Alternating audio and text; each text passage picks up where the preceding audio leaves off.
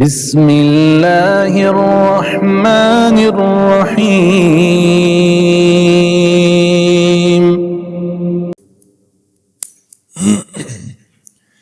ونعوذ باللہ من شرور انفسنا وسیئات اعمالنا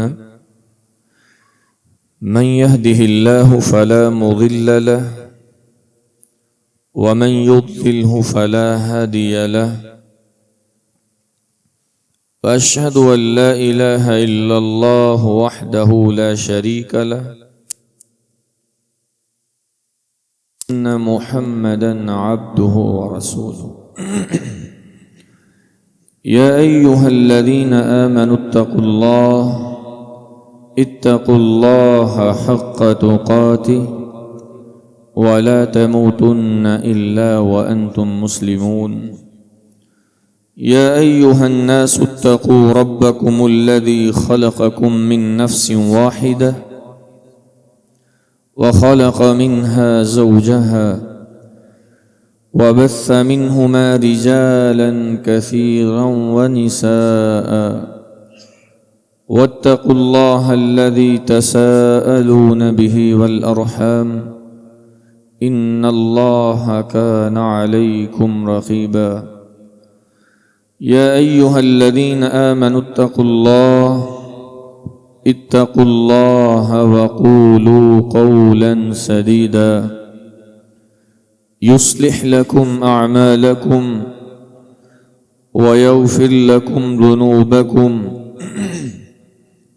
ومن يطع الله ورسوله فقد فاز فوزا عظيما اللهم صل على محمد وعلى آل محمد كما صليت على إبراهيم وعلى آل إبراهيم إنك حميد مجيد اللهم بارك على محمد وعلى آل محمد كما باركت على إبراهيم وعلى آل إبراهيم إنك حميد مجيد أما بعد فإن خير الحديث كتاب الله وخير الهدي هدي محمد صلى الله عليه وسلم وشر الأمور محدثاتها وكل محدثة بدعة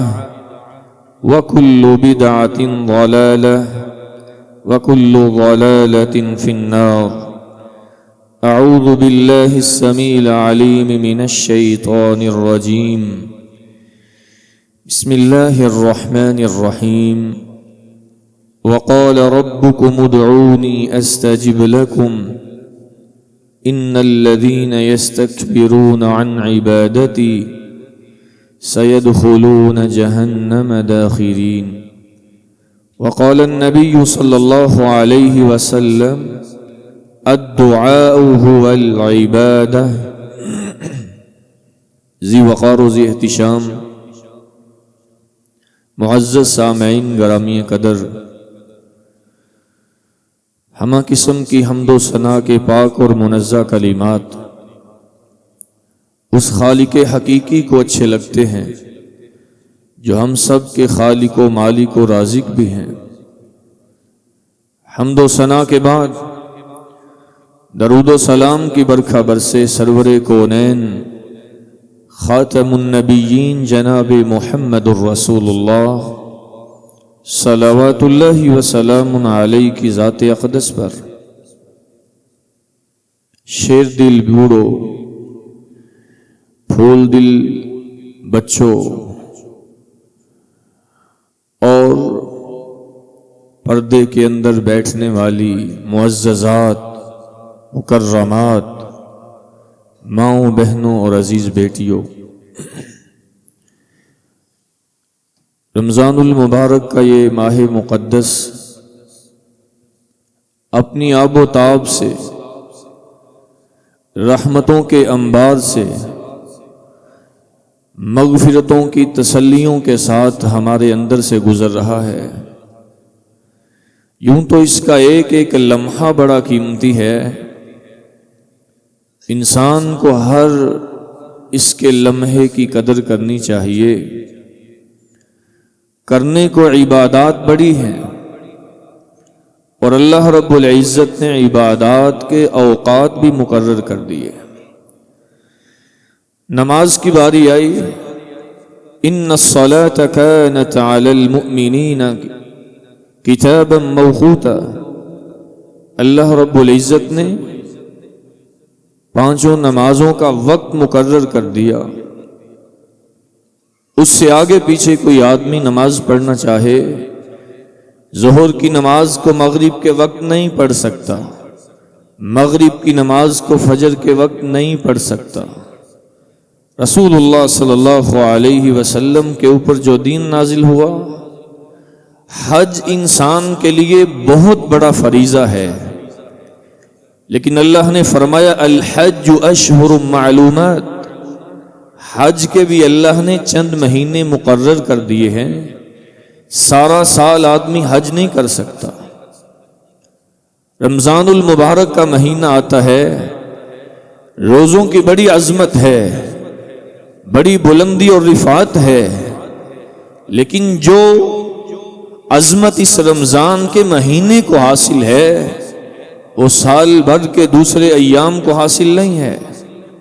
آپ صلی اللہ علیہ وسلم نے فرمایا ایک بندہ مومن رمضان المبارک کا کوئی ایک روزہ چھوڑ دے، پھر ساری زندگی روزے رکھتا رہے، رمضان المبارک کے ایک چھوٹے ہوئے روزے کے اجر کو نہیں پا سکتا۔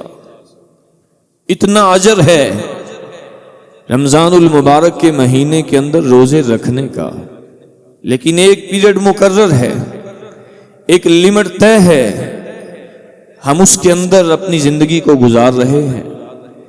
لیکن جس عبادت کی طرف آج میں آپ کی توجہ مبذول کروانا چاہتا ہوں، صبح ہوں یا شامیں، اندھیرے ہوں یا اجالے، آدمی اکیلا بیٹھا ہو یا جمگٹھے کے اندر، ماں ہے یا باپ، استاد ہے یا شاگرد، خاوند ہے یا بیوی، چھوٹا ہے یا بڑا، وہ جس لمحے بھی وہ عبادت کرتا ہے، اللہ نے فرمایا وَإِذَا سَأَلَكَ عِبَادِي عَنِّي فَإِنِّي قَرِيب، لفظ اذا بولا، طلباء بیٹھے ہیں، جو ظرف زمان پہ دلالت کرتا ہے، وقت پہ دلالت کرتا ہے۔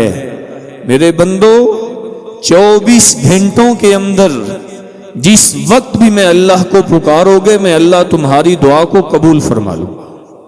ایسی عبادت جس کے بارے میں رسول اللہ صلی اللہ علیہ وسلم نے ارشاد فرمایا تھا الدعاء هو العبادہ، اصل عبادت ہی دعا ہے، عبادات کی روح ہی دعا ہے۔ جس عبادت کے اندر دعا نہیں ہے گویا کہ وہ عبادت ہے ہی نہیں ہے۔ انسان قیام میں کھڑا ہے الحمدللہ رب العالمین الرحمن الرحیم مالک یوم الدین، قرآن کی پہلی سورت بھی دعا ہے، قرآن کی آخری سورتیں بھی دعا ہیں، اس سے بڑی اور عظمت دعا کی کیا ہو سکتی ہے؟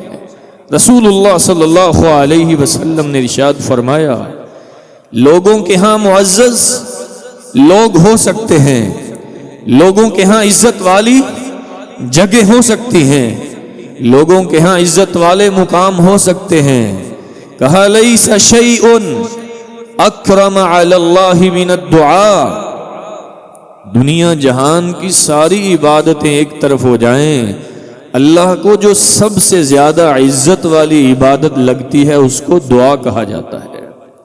اس قدر عظیم عبادت دعا ہے، لوگوں سے مانگے ناراض ہو جاتے ہیں، ایک دفعہ دیں گے، 2 دفعہ دیں گے، 3 دفعہ دیں گے، 10 دفعہ دیں گے، 100 دفعہ دیں گے، 1000 دفعہ دیں گے، آپ مانگتے جائیں، لیکن ایک وقت ایسا آئے گا اس کے ماتھے پہ سلوٹ آ جائے گی، وہ آپ کو انسان نہیں سمجھے گا۔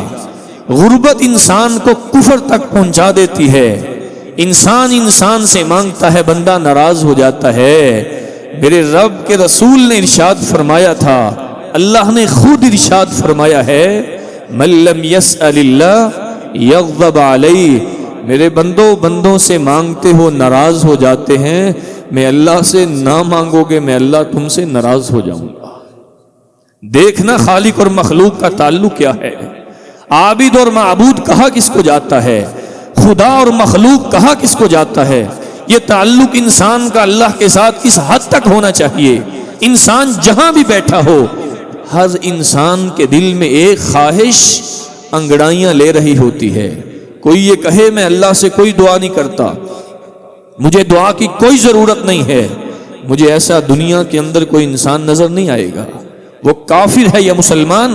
یہ جنگی حالات بنے، ٹرمپ کو بھی آپ نے دیکھا ہوگا، اپنے سارے راہبوں کو بلایا، اس پہ ہاتھ رکھ کے وہ بھی کیا کر رہے تھے، دعا کر رہے تھے۔ کافر ہے یا مسلمان، اللہ کی ذات پہ اس کو یقین ہو یا نہ ہو، لیکن دعا کے لیے وہ بھی اپنے ہاتھوں کو اٹھاتا ہے، زبان کو ہلاتا ہے، دل اس کا بھی مچل جاتا ہے کہ آخر مجھ سے بڑی بھی اس دنیا میں چاہے مجھے نظر نہ آئے، لیکن پردے کے پیچھے ایک ذات موجود ہے جو میری ضروریات کو پوری کرنے والی ہے۔ ماننا تو بھی، وہ بچے، وہ نوجوان جو یہاں بیٹھے ہیں جن کے والدین ان سے ناراض ہیں، خدا را اللہ سے ڈر جائیے، تمہاری دعا کا دروازہ تمہارے گھر کے اندر سے بند ہو چکا ہے۔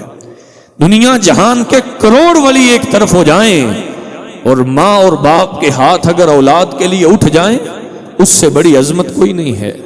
والدین کی خدمت اس انداز سے کرو، والدین کا ادب اس انداز سے کرو کہ آپ کو اپنی زبان سے والدین کو دعا کے لیے کہنا نہ پڑے۔ وقت کا ولی جریج ہے، صحیح بخاری میں واقعہ موجود ہے، آپ صلی اللہ علیہ وسلم نے فرمایا اس نے ایک اپنا خیمہ بنایا، وہاں اللہ کی عبادت میں مصروف ہے، ماں آئی آواز دی، جریج نماز کے اندر ہے، نماز اللہ کی یاد ہے، اللہ کی عبادت ہے۔ جریج نے نماز نہیں توڑی، ماں کی بات نہ سن سکا، ماں چلی گئی، پھر آئی، پھر نہ سن سکا، عبادت میں مصروف تھا، پھر آئی، پھر نہ سن سکا، نماز میں مصروف تھا۔ ماں کی زبان سے الفاظ نکلے جس نے وقت کے ولی کو ذلیل کر کے رکھ دیا، تو اور میں کس باغ کی مولی ہیں۔ اس نے یہ بد دعا کی تھی، اللہم لا تمتہ حتی تریہ وجوہ المومسات، اے اللہ یہ میرا بیٹا ضرور ہے، تیری عبادت میں چاہے مصروف ہے، میں بھی تو ماں ہوں نا، میں نے اس کو 3 دفعہ پکارا ہے، میری پکار پہ اس نے لبیک نہیں کہا، خدایا میں تجھ سے یہ بد دعا کرتی ہوں تب تک اس کو موت نہ آئے جب تک یہ فاحشہ اور باغیہ عورتوں کا منہ نہ دیکھ لے۔ وقت آیا، لوگوں نے دیکھا وقت کا ولی لوگوں کے سامنے ذلیل ہو رہا ہے، وجہ کیا ہے؟ ماں ناراض ہو گئی۔ ماں کو ناراض کیجیے، والدین کے ہاتھوں کو اپنے لیے اٹھوائیے، ان کے لیے ایسے عمل کیجیے کہ آپ کے والدین آپ کے لیے دعا کریں۔ دنیا جہان کے کسی ولی کی دعا کے اندر ہمیں وہ یقین نہیں ہے جو والدین کی دعا میں اللہ نے یقین پنہا رکھا ہے۔ اللہ کے رسول نے فرمایا 3 لوگوں کی دعا میرا رب رد نہیں کرتا، دعوت الوالد لولدہ، جب والدین اپنی اولاد کے لیے دعا کرتے ہیں تو اللہ رب العزت والدین کی دعا کو کبھی رد نہیں فرماتا۔ ٹھیک ہو جائیں، ایسے بدبخت بھی ہوتے ہیں جنہوں نے اپنے والدین کو اولڈ ایج ہوم کے اندر بھیجا ہے، وہ اپنی اولاد کے چہرے دیکھنے کو ترستے ہیں۔ کئی ایسے ظالم بھی ہیں جن کی جنتیں سڑکوں کے اوپر رل رہی ہیں، جن کی مائیں اور باپ سڑکوں کے اوپر بیچارے بھیک مانگتے ہیں اور وہ وقت کے بڑے آفیسر بنے پھرتے ہیں۔ تیری آفیسری کا کوئی فائدہ نہیں، تو کتنا مرضی بڑا انسان بن جائے، اگر والدین کی دعا سے تو محروم ہے تو دنیا کا محروم ترین انسان اپنے آپ کو سمجھ۔ رسول اللہ صلی اللہ علیہ وآلہ وسلم نے فرمایا تھا، اللہ رب العزت خود ارشاد فرماتے ہیں، انا عند الظن عبدی بی اذا دعانی، جب میرا بندہ مجھ سے دعا کرتا ہے میں اس کے گمان کے مطابق ہو جاتا ہوں، بندے کے گمان کے مطابق میرا رب ہو جاتا ہے۔ تجھے اگر اللہ کے بارے میں یہ گمان ہو گیا رب میری دعا نہیں سنتا، تیری دعا نہیں سنی جائے گی، رب میری دعا قبول نہیں کرتا، تیری دعا اللہ نہیں قبول کرے گا، رب مجھے یہ نہیں دیتا میں مانگتا ہوں، تیرا یہ رب کے بارے میں گمان بن گیا، انا عند الظن عبدی بھی، اللہ فرماتے ہیں میں اپنے بندے کے گمان کے مطابق بن جاتا ہوں۔ اللہ سے مانگیے، بے انتہا مانگیے، کھلا مانگیے۔ آپ صلی اللہ علیہ وسلم نے ارشاد فرمایا اذا سأل احدکم فلیکثر، جب تم میں سے کوئی آدمی اللہ سے مانگنے لگے تو وافر مانگا کرے، فإنما يسأل ربہ، کیونکہ وہ اپنے رب سے مانگ رہا ہے، کسی دنیا کے آفیسر سے نہیں مانگ رہا، اللہ سے مانگیں۔ وہ رب جب دیتا ہے تو چھپڑ پاڑ کے دیتا ہے۔ ہم نے یہ جملہ سنا ہے لیکن ہم نے اپنی آنکھوں سے کئی لوگوں کو دیکھا بھی ہے، آپ نے بھی دیکھا ہوگا، وہ بیچارے جو غربت کی چکی میں پس رہے تھے، اچانک اللہ نے ان کے حالات بدلے، ان کو دنیا کا بڑا انسان بنا دیا۔ کتنی تاریخ کے اندر ایسی مثالیں موجود ہیں، آپ کے معاشرے میں ایسی مثالیں مل جائیں گی کہ جو لوگ غریب تھے، ظلم کی چکی میں پس رہے تھے، اللہ نے ان کے حالات کو بدل دیا۔ شاید ان کے پیچھے یہ دعا کا عنصر موجود ہوگا۔ رسول اللہ صلی اللہ علیہ وآلہ وسلم نے اسی لیے ارشاد فرمایا تھا لا يرد القدر الا الدعاء، انسان کی تقدیر کو دعا بدل کے رکھ دیتی ہے۔ تقدیر کی دو قسمیں ہیں، یاد کر لیجئے، ایک کو تقدیر مبرم کہتے ہیں، ایک کو تقدیر معلق کہتے ہیں۔ تقدیر مبرم میں اللہ نے سارے فیصلے کر دیے ہیں، تم نے کیا وقت میں کیا کرنا ہے، تمہاری موت کا وقت اٹل ہے، تمہاری پیدائش کا وقت اٹل ہے، تمہاری غربت اور امیری کے فیصلے میرے رب نے کر دیے ہیں۔ لیکن کچھ ایسے فیصلے بھی ہیں جو میرے رب نے تیری دعا کے ساتھ معلق کر دیے، فلاں وقت میں میرا بندہ مجھ سے یہ دعا کرے گا، میں اپنے اس فیصلے کو اس کی دعا کی وجہ سے چینج کر دوں گا۔ اس کو تقدیر معلق کہا جاتا ہے۔ آپ دعا کریں، اللہ کے رسول نے فرمایا دعا انسان کی تقدیر کو بدل دیتی ہے۔ وَلَا يَزِيدُ فِي الْعُمُرِ إِلَّا الْبِرُّ، انسان جب نیکی کرتا ہے، آپ نے فرمایا نیکی کرنے کی وجہ سے اللہ اس کی عمر میں اضافہ فرما دیتا ہے۔ ہم سمجھتے ہیں شاید ہماری عمر میں اضافے ایسے ہو رہے ہیں، پیچھے کوئی نیکیاں موجود ہیں، پیچھے کوئی دعائیں موجود ہیں۔ اللہ کے رسول صلی اللہ علیہ وسلم نے ارشاد فرمایا ثلاث دعوات، انسان کی دعا کی 3 قسمیں ہیں۔ ہم لوگ بڑے بے صبرے ہیں، ہمیں بڑی جلد بازی ہوتی ہے، ہم اللہ کی ذات پہ جملے کسنا شروع ہو جاتے ہیں، میرا رب میری سنتا نہیں، مجھے سال ہو گیا دعا کرتے ہوئے، مجھے 32 سال ہو گئے دعا کرتے ہوئے، مجھے 50 سال ہو گئے دعا کرتے ہوئے، میرے رب نے میری سنی نہیں۔ اللہ کے رسول نے فرمایا دعا کے 3 درجات ہیں۔ پہلا درجہ، انسان ہاتھ اٹھاتا ہے، دعا کرتا ہے، اللہ فوراً قبول فرما لیتا ہے۔ دوسرا درجہ، اللہ نے اس کے بارے میں کوئی فیصلہ کیا تھا، اس کو دل گردے کا کوئی مسئلہ بنے گا، اس کی آنکھ نعوذ باللہ ضائع ہو جائے گی، ایکسیڈنٹ اور حادثے کے اندر اس کا بڑا کوئی عضو ضائع ہو جائے گا، اس نے دعا کی تو اللہ رب العزت نے اس کی دعا کرنے کی وجہ سے اپنا فیصلہ چینج کر دیا، اور اس کی اس دعا کو تو قبول نہیں کیا لیکن اللہ نے اس کے عوض میں اس کو بڑے حادثے سے بچا لیا۔ ہم سمجھتے ہیں شاید اللہ ہماری سنتا نہیں، پسے پردہ تیرے بارے میں کیا فیصلے ہو رہے ہیں، اللہ تیرے اوپر کتنے کتنے گناہوں سے درگزر کر رہا ہے، تجھے اس بات کا اندازہ نہیں۔ دعا جاری رکھ، ساری زندگی جاری رکھ۔ اللہ کے رسول صلی اللہ علیہ وسلم کے ابا جان، اور ان کو اجداد الانبیاء کہا جاتا ہے، جد الانبیاء سیدنا ابراہیم علیہ السلام ساری زندگی دعا کرتے رہے، سر پہ سفیدی، داڑھی میں سفیدی اور جسم کے اندر نقاہت موجود ہے۔ اللہ ربی حبلی من الصالحین، اللہ ابھی مجھے کوئی وارث دے دے، اللہ ابھی میری دعا کو سن لے، ابھی میری دعا کو قبول کر لے۔ وقت کا پیغمبر 83 سال دعا کرے، 83 سال کے بعد اللہ اس کو بیٹا اسماعیل عطا کرے اور ہم کہیں کہ ہماری دعا فوراً سنی جانی چاہیے، میں ادھر سے ہاتھ اٹھاؤں ادھر میری دعا قبول ہو جانی چاہیے، اس بھول میں نہ رہنا۔ سیدنا زکریا علیہ السلام ساری زندگی دعا کی ہے، اولاد کی خاطر دعا کی ہے، اولاد نہیں مل رہی، بڑھاپے میں پہنچے ہیں، پھر کوئی ایسا لمحہ آیا، کوئی ایسا وقت آیا، کوئی ایسا اللہ رب العزت کو ان کی ادا پسند آئی، اپنے ہاتھوں کو اٹھایا، میرے اللہ نے بڑھاپے کے اندر سیدنا زکریا کو سیدنا یحییٰ عطا فرما دیے۔ پس پردہ تیرے فیصلے ہو رہے ہیں، اللہ تیرے بارے میں اپنی قلم چلا رہا ہے، تیرے بارے میں بہت کچھ لکھا جا رہا ہے، روزانہ کے اعمال لکھے جا رہے ہیں، ہفتے کے اعمال لکھے جا رہے ہیں، مہینے کے اعمال لکھے جا رہے ہیں، سال کے اعمال لکھے جا رہے ہیں۔ تیری ان دعائیں کرنے کی وجہ سے پتہ نہیں اللہ رب العزت اندر سے کیا کیا مینس کر دیتا ہے۔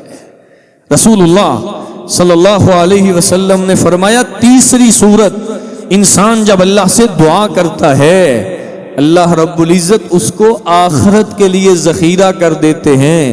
جب قیامت کے دن بندہ اپنی اس دعا کے اجر کو دیکھے گا، کہے گا یا میرے رب کاش کہ تو نے دنیا کے اندر میری کوئی دعا قبول نہ کی ہوتی، ساری دعاؤں کا بدلہ مجھے آج ہی مل جاتا۔ قیامت کا وہ دن جب کوئی کسی کے کام نہیں آ رہا ہوگا، آپ کی دعائیں میرے رب نے اس وقت پینڈنگ میں رکھی ہوں گی، ذخیرہ کی ہوں گی، اللہ اس کی وجہ سے آپ کے درجات بلند فرما دے گا۔ پریشان نہ ہوں، ابھی وقت بڑا ہے۔ آپ اگر یہ سمجھتے ہیں میری دعا قبول نہیں ہو رہی تو انبیاء کی طرف دیکھ لیجئے۔ رسول اللہ صلی اللہ علیہ وسلم کے اوپر کئی ایسے اوقات آئے ہیں آپ دعا کرتے رہے لیکن اللہ نے تاخیر سے قبول کی ہے۔ دنیا کے بڑے بڑے ولی ہم نے دیکھے ہیں، ان کی دعا قبول ہوئی اور اللہ نے تاخیر سے قبول کی۔ اگر جلدی قبول ہو جائے تو اس پہ اللہ کا شکر ادا کیا کرو۔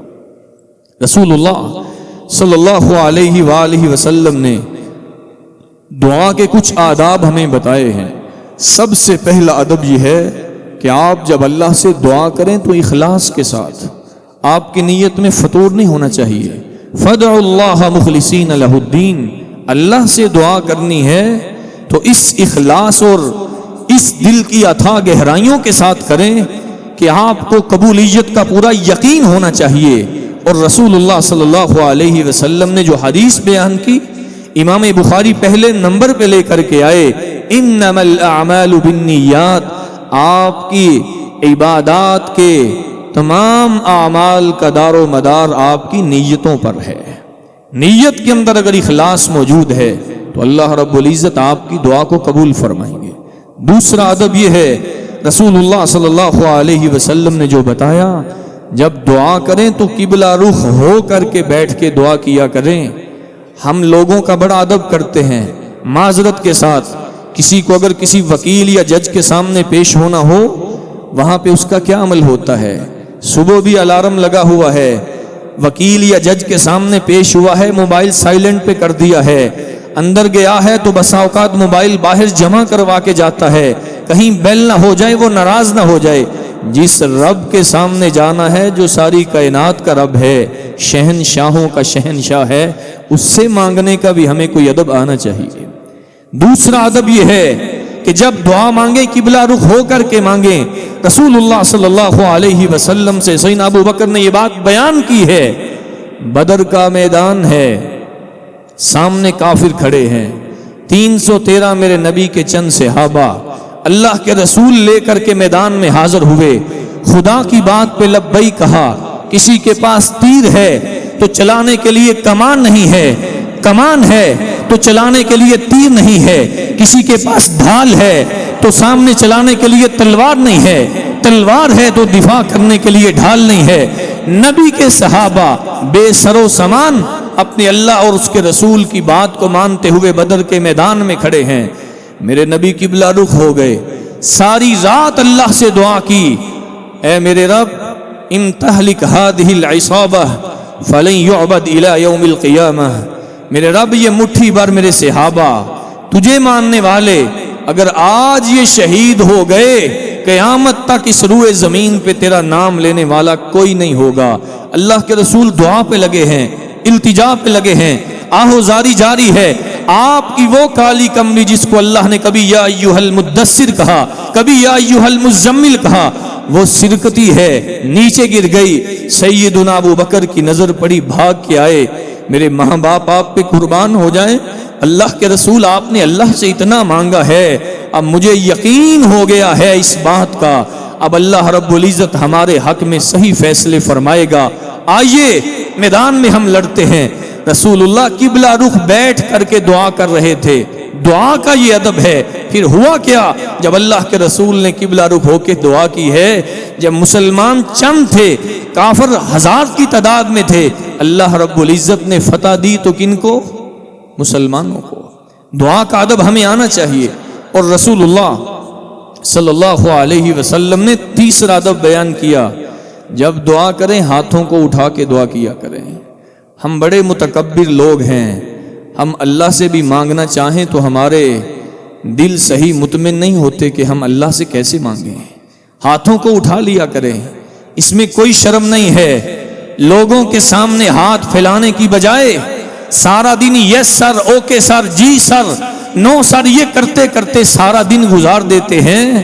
لیکن ایک رب کے سامنے اگر یہی ہمارا عمل ہوتا تو اللہ رب العزت کبھی ہمیں لوگوں کے سامنے یہ یس سر کرنے کی توفیق نہ دیتا. اللہ کے سامنے سب کچھ کرنے والے بن جائیں. اللہ کے رسول صلی اللہ علیہ وسلم نے فرمایا, اذا سألتم اللہ فاسألوہ بدون اکفکم, جب اللہ سے مانگو تو سیدھے ہاتھ اوپر اٹھا کے اپنے رب سے سوال کیا کرو. کیونکہ جو بندہ سیدھے ہاتھ اٹھا کے اپنے رب سے دعا نہیں کرتا, آپ یہ بات ذہن میں رکھیں, دعا اس کی بھی قبول ہو سکتی ہے. بسا اوقات دل کی اتھاہ گہرائیوں سے اس کی دعا نکل سکتی ہے. لیکن ایک ادب اللہ کے رسول صلی اللہ علیہ وسلم نے یہ بتایا ہے, جب دعا کریں تو اپنے ہاتھوں کو اٹھا کے دعا کیا کریں. رسول اللہ صلی اللہ علیہ وآلہ وسلم نے چوتھا ادب ہمیں بتایا, جب آپ نے دعا کرنی ہے اللہ کی حمد و ثنا پڑھ کے دعا کیا کریں. آپ صلی اللہ علیہ وسلم مسجد میں تشریف فرما ہیں, مسجد نبوی ہے, سرور کونین ہیں, نبی کے صحابی ہیں, مسجد میں داخل ہوئے, جلدی جلدی سے نماز پڑھی اور فوراً ہاتھوں کو اٹھایا, اے اللہ میری فلاں دعا کو سن لے, میری فلاں دعا کو سن لے. آپ نے فرمایا, عاجلت ایھا المصلی, نماز پڑھنے والے اللہ سے مانگنے میں تو نے بڑی جلدی کی ہے. اذا صلیت, جب نماز پڑھ چکو, فقعدت, تسلی کے ساتھ بیٹھا کرو, ثم احمد اللہ, پھر اللہ رب العزت کی حمد بیان کیا کرو, واثنى علیہ, اس کی توصیف اور ثنا بیان کیا کرو, ثم صلی علیہ, پھر میں محمد صلی اللہ علیہ وسلم کے اوپر درود بھیجا کرو. اس کے بعد جو اللہ سے دعا کرو گے اللہ تمہاری دعا کو قبول فرما لے گا. ہم بہت جلد باز ہیں, بسا اوقات درود شریف چھوڑ جاتے ہیں, اللہ کی حمد و ثنا کے کلمات چھوڑ جاتے ہیں, جلدی جلدی اپنی دعائیں کرنے لگ جاتے ہیں. آپ صلی اللہ علیہ وسلم ابھی بیٹھے ہوئے تھے, ایک اور صحابی آئے, تسلی سے نماز پڑھی, تسلی کے ساتھ بیٹھے, ہاتھوں کو اٹھایا, اللہ کی حمد و ثنا بیان کی اور رسول اللہ صلی اللہ علیہ وسلم کے اوپر درود بھیجا, دعا کرنے لگے. آپ نے فرمایا, ایھا المصلی ادعو تجب, تو نے اس کیفیت کو جو اپنایا ہے, اب جو تو اللہ سے مانگتا جائے گا اللہ تجھے عطا فرماتا جائے گا. اللہ کی حمد و ثنا, رسول اللہ صلی اللہ علیہ وسلم کے اوپر درود پڑھنا, یہ اپنی دعا کا حصہ بنا لے. آپ صلی اللہ علیہ وسلم نے فرمایا, وہ دعا جس کے اندر میری ذات پہ درود نہ پڑا جائے زمین اور آسمان کے درمیان لٹکی رہتی ہے, اللہ اس کو قبول ہی نہیں فرماتا. آسمان کی طرف چڑھتی نہیں ہے, اللہ کے پاس جاتی ہی نہیں ہے. لہٰذا اپنی دعا کے اندر درود لازم کر لیں. ابی ابن کعب رضی اللہ تعالی عنہ کو آپ صلی اللہ علیہ وسلم نے ارشاد فرمایا تھا, ابی اپنی دعا کا سارا وقت اگر تمہیں محمد صلی اللہ علیہ وسلم پہ درود پڑھنے لگ جائے, اذن تکفی ہمک ویغفر لک ذنبک, اللہ تیری زندگی کی ساری پریشانیاں ختم کر دے گا اور تیرے گناہ بھی سارے معاف فرما دے گا. جس کی پریشانیاں ختم ہو جائیں اس کی دنیا خوشحال ہو جاتی ہے, جس کے گناہ معاف ہو جائیں اس کا ٹھکانہ اللہ نے جنت بنا دیا ہے. درود, پھر جمعے والے دن کثرت کے ساتھ رسول اللہ صلی اللہ علیہ وسلم کی ذات پہ درود پڑھا کریں۔ پانچواں ادب یہ ہے کہ جب اللہ سے مانگیں آپ کو اللہ کی ذات پہ پورا بھروسہ اور یقین ہونا چاہیے۔ یہ نہ دل میں رکھے میں نے 10 دفعہ 50 دفعہ 100 دفعہ دعا کی، میری دعا قبول نہیں ہوئی لہٰذا ہونی اب بھی نہیں ہے، چلو دعا کر ہی لیتے ہیں۔ نہ میرے پیارے بھائی، آپ صلی اللہ علیہ وسلم نے فرمایا ادعوا اللہ وانتم موقنون بالاجابہ، اللہ سے اس حالت میں دعا کرو کہ تمہیں اللہ کی ذات پہ پختہ یقین ہونا چاہیے کہ میں اللہ سے جو بھی دعا کروں گا میرا رب میری دعا کو قبول فرما لے گا۔ جب یقین کے ساتھ، اعتماد کے ساتھ اور توکل کے ساتھ دعا کی جاتی ہے تو اللہ اس دعا کو قبول فرماتے ہیں۔ اور رسول اللہ صلی اللہ علیہ وسلم نے ساتھ یہ بات ارشاد فرمائی ان اللہ لا يقبل دعاء من قلب غافل لاہن، وہ دل جو غفلت کا شکار ہے اور بیٹھا اپنے رب کے سامنے ہے، ہاتھوں کو اٹھائے ہوئے ہے لیکن ہے غافل، اس کو یہ نہیں پتا میری تار کس کے ساتھ لگی ہوئی ہے، میں مانگ کس سے رہا ہوں، اس قدر غافل انسان ہے، ہاتھوں کو اٹھائے ہیں، کبھی دائیں دیکھ رہا ہے کبھی بائیں دیکھ رہا ہے، مسجد کے پنکھے اور لائٹیں دیکھ رہا ہے، ساتھ بیٹھے کے ساتھ باتیں کر رہا ہے، مائیں بہنیں اور بیٹیاں بھی تشریف فرما ہیں۔ اپنی دعاؤں کے اندر یقین پیدا کیجئے، توجہ دیجئے، الہازاری کے ساتھ اللہ سے دعا کیجئے، جس دعا میں یقین موجود ہے اللہ کے رسول نے فرمایا اللہ وہ دعا کو قبول فرما لیتا ہے۔ رسول اللہ صلی اللہ علیہ وآلہ وسلم نے ایک اور بڑی عظیم بات بیان فرمائی، کہا لوگوں جب اللہ سے مانگنے لگو تو یہ نہ کہا کرو اللہم اغفر لی ان شئت، اللہم ارحمنی ان شئت، اللہ اگر تیری مرضی ہے تو مجھے معاف کر دے، اگر تو چاہتا ہے تو میرے اوپر رحم کر دے۔ کہا ایسے اللہ سے نہ مانگا کرو، لیعظم المسئلہ، جب اللہ سے مانگنا ہے پختہ ارادے کے ساتھ، پختہ عزم کے ساتھ اللہ سے مانگا کرو، فَإِنَّهُ لَا مُكْرِهَ لَهُ، کیونکہ دنیا میں کوئی ایسا انسان نہیں ہے جو اپنے رب کی ذات کو مجبور کر سکے۔ یہ لاپرواہی جس طرح لوگوں کے ساتھ اختیار کرتا ہے اس طرح لاپرواہی کا رویہ اللہ کے ساتھ اختیار کیے ہوئے ہے۔ اللہ تیری مرضی ہے تو میری سن لے، اگر تو چاہتا ہے تو مجھے معاف کر دے، اگر تو چاہتا ہے تو میرے اوپر رحم کر دے، نہیں کہا کرو اے میرے رب میرے اوپر رحم فرما دے، میرے گناہوں کو معاف فرما دے، اللہ ہم تیرے گناہگار بندے ہم سب کو معاف فرما دے۔ اس قسم کے عزم اور پختہ ارادے کے ساتھ اللہ رب العزت سے مانگا کریں۔ اور رسول اللہ صلی اللہ علیہ وسلم نے قبولیت کے کچھ اسباب بیان کیے ہیں، کوشش کرتا ہوں چند آپ احباب کے سامنے رکھ سکوں۔ سب سے پہلا سبب آپ نے فرمایا جب انسان سجدے میں ہوتا ہے اقرب ما یکون العبد من ربہ وہو ساجد، انسان سجدے میں سب سے زیادہ اللہ کے قریب ہوتا ہے۔ فَقَمِنٌ أَن يُسْتَجَابَ لَكُمْ، کہا اس حالت میں اللہ سے مانگا کرو اللہ تمہاری دعاؤں کو قبول فرما لے گا۔ سجدے میں اللہ سے دعا کرنا سیکھیں، عربی کے اندر دعائیں یاد کریں۔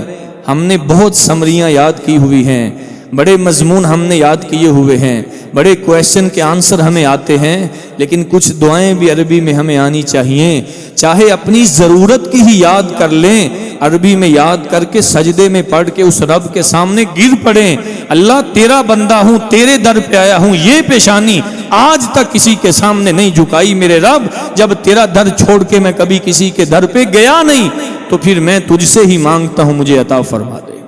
رسول اللہ صلی اللہ علیہ وآلہ وسلم نے دوسرا سبب بیان کیا، اذان اور اقامت کا وہ ٹائم، وہ وقت جو 10-15 منٹ ہوتے ہیں ہم ضائع کرتے ہیں، باتوں میں موبائل کے دھیان پہ لگ کے کسی کے ساتھ بات کرنے لگ گئے، اپنی ضرورت کے اور کام کرنے لگ گئے۔ آپ نے فرمایا لا يرد الدعاء بین الاذان والاقامہ، یہ جو 10-15 منٹ کا فاصلہ ہے اذان اور اقامت کے درمیان، اس میں آپ نے فرمایا جو بھی بندہ اللہ سے مانگتا ہے اللہ اس کی دعا کو قبول فرما لیتا ہے۔ اور رسول اللہ صلی اللہ علیہ وآلہ وسلم نے تیسرا سبب قبولیت کا بیان کیا، رات کے آخری پہر میں جب اللہ آسمان دنیا پہ تشریف لے آتے ہیں، ہم کسی کو آواز دیں، کوئی ہماری بات کو سنے یا نہ سنے، وہ اللہ رب العزت خود تمہارے قریب آ چکا ہے۔ او میرے بندو، من یدعونی فاستجیب لہ، کون ہے جو مجھ سے دعا کرے میں اللہ اس کی دعا کو قبول فرما لوں۔ اللہ رب العزت تیرے سامنے یہ سوال کر رہے ہیں، میرے بندے آ جا، اب تیرے پاس وقت ہے، میں خود تیرا رب تیرے قریب آ چکا ہوں، اب جو بھی میں اللہ سے مانگے گا میں اللہ تیری دعا کو قبول فرما لوں گا۔ وَمَن يَسْتَغْفِرُنِي فَأَغْفِرَ لَهُ، گناہوں کے اندر لتھڑے ہوئے انسان، ساری زندگی پاپ کمائے ہیں، آجا میں تیرے قریب آ کے تجھے کہہ رہا ہوں مجھ سے معافی مانگ لے، میں اللہ تجھے معاف کر دوں گا۔ وَمَن يَسْأَلُنِي فَأُعْطِيَهُ، لوگوں سے بھیک مانگنے والے میرے بندے، لوگ تجھے دیں یا نہ دیں ان کی مرضی ہے، میں تیرے قریب آیا ہوا ہوں، خود کہہ رہا ہوں من یسألنی فأعطیہ، کون ہے جو مجھ سے مانگ لے میں اللہ اس کی دعا کو قبول کر کے وافر رزق عطا فرما دوں۔ رات کے آخری پہر میں اپنے الارم ختم نہ کیجئے، ان الارموں کو رمضان کے بعد تک ایسے ہی سیٹ رہنے دیجئے، تہجد کے وقت اٹھیں، سحری کے وقت اٹھیں، اللہ رب العزت سے دعا کریں، اللہ رب العزت خود قریب ہوتے ہیں اپنے بندوں کے۔ وہ ایسا دعا کی قبولیت کا سہانا وقت ہوتا ہے جب بندہ سمجھتا ہے کہ میرے رب صرف میں اور تو ہوں، اب میں جو کرتا جاؤں گا تو مجھے عطا فرماتا جائے گا۔ کچھ انسان کو ایسا لمحہ اور وقت اللہ کے لیے بھی لگانا چاہیے۔ اور رسول اللہ صلی اللہ علیہ وآلہ وسلم سے صحابہ نے پوچھا، اللہ کے رسول کون سی دعا اللہ زیادہ قبول فرماتا ہے؟ آپ نے فرمایا جوف اللیل الاخیر، وہی بات رات کے آخری پہر میں جو بندہ اللہ سے دعا کرتا ہے اللہ قبول فرماتا ہے۔ ودبر الصلوات المکتوبات، اور فرضی نمازوں کے بعد جو بندہ اپنے رب سے مانگتا ہے اللہ اس کی دعا کو بھی قبول فرما لیتا ہے۔ یاد رکھیں، فرضی نمازوں کے بعد اجتماعی دعا کرنا اللہ کے رسول سے زندگی میں ایک دفعہ بھی ثابت نہیں ہے۔ آپ کے دل میں جو خواہش ہے وہ میرے دل میں نہیں ہو سکتی، آپ کے دل میں جو تڑپ ہے وہ میرے دل میں نہیں ہو سکتی۔ آپ کے والدین اگر بیمار ہیں، جس درد سے آپ اللہ سے ان کی شفا یابی کے بارے میں دعا کر سکتے ہیں، میں نہیں کر سکتا۔ آپ جب نماز ختم ہو جائے اکیلے بیٹھ جائیں، اللہ سے دعا کریں۔ فرضی نماز کے بعد جو آدمی دعا کرتا ہے اللہ اس کی دعا کو قبول فرما لیتا ہے۔ اور رسول اللہ صلی اللہ علیہ وسلم نے ارشاد فرمایا، جو چھٹا سبب ہے، آپ نے فرمایا ان للصائم فرحتان، روزے دار کو اللہ نے دو خوشیاں دی ہیں۔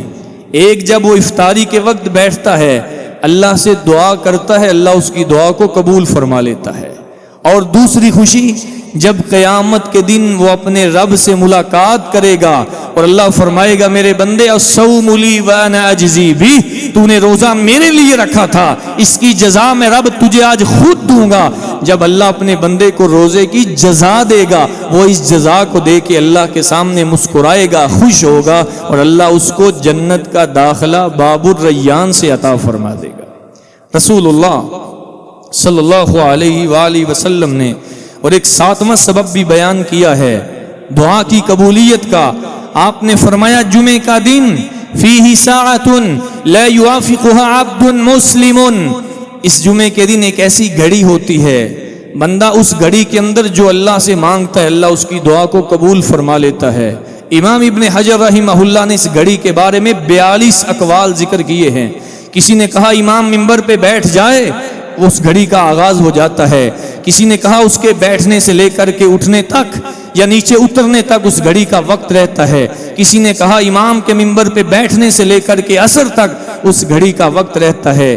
اگر ہم جمعے کے دن کو خالصتاً اللہ کے لیے رکھ لیں اور اس سے مانگنے کے لیے رکھ لیں، کوئی زیادہ وقت نہیں ہے، ایک دن اگر ہم صرف اللہ کے لیے لگا لیں، زندگی کی جتنی خواہشات ہیں اس کے سامنے رکھیں۔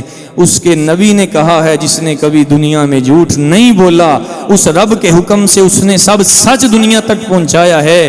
اس جمعے کے دن اس گھڑی میں جو انسان اللہ سے جو بھی مانگتا ہے اللہ اس کی دعا کو قبول فرما لیتا ہے۔